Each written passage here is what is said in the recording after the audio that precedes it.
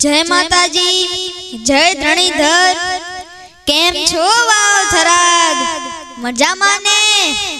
हूँ हार्दिक सिंह राजपूत फरीवार आपनी समक्ष उपस्थित थयो छूं।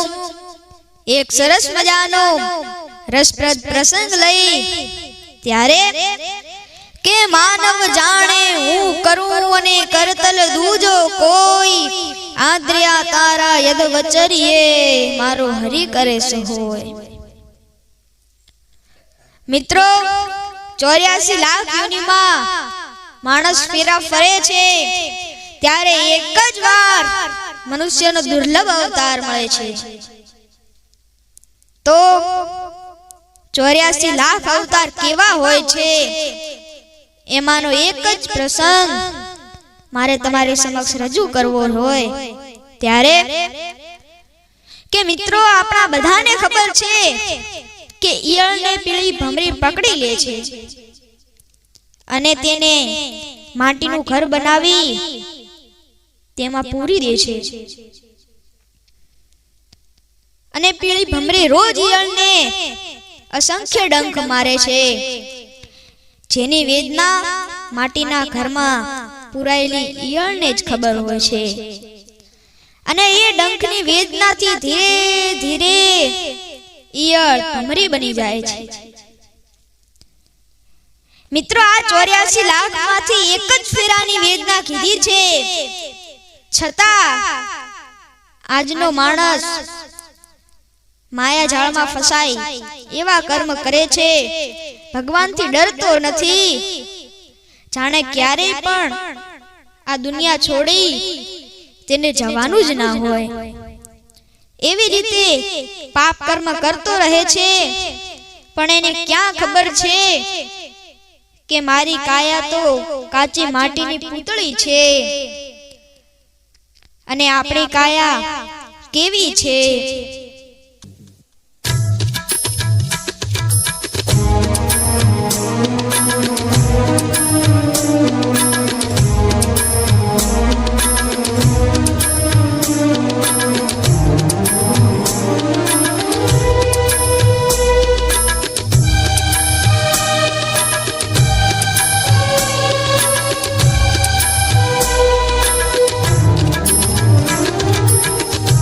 काची रे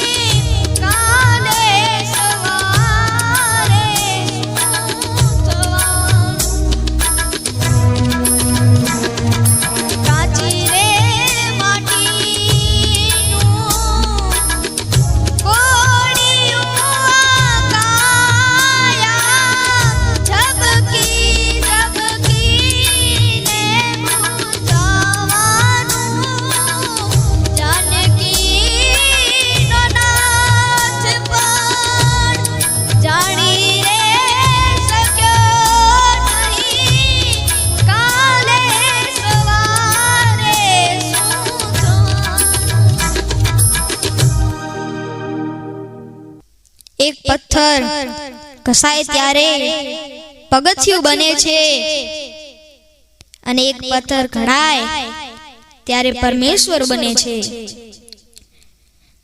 મિત્રો, ક્યાં ઘસાવવું અને ક્યાં ઘડાવવું એની સમજણ પડી જાય તો જિંદગી ઉત્સવ બની જાય છે। મનખા રૂપી દેહ મને અને તમને જો મળ્યો હોય તો એનો સદુપયોગ કરી લેજો। મિત્રો, 84 લાખમાં એક મનુષ્ય અવતાર જ એવો છે જેના થકી ભગવાન ઓળખી શકાય છે। બાકી તો આ માટીના કુડિયા રૂપી દીવો ક્યારે ઓલવાઈ જશે એનું શું નક્કી। તો ભગવાન નજીક કઈ રીતે જવાય અને મનખા જનને ઉજ્જવળ કેવી રીતે બનાય તેવા કર્મ કરતા રહો। બસ એ જ સાથે હાર્દિકસિંહ રાજપૂતને આટલો સમય આપી આપે સાંભળ્યો એ બદલ આપનો આભાર। અને હા, આવા જ નવા વિડીયો નિહાળવા માટે સબસ્ક્રાઇબ કરો HK રાજપૂત ઓફિશિયલ।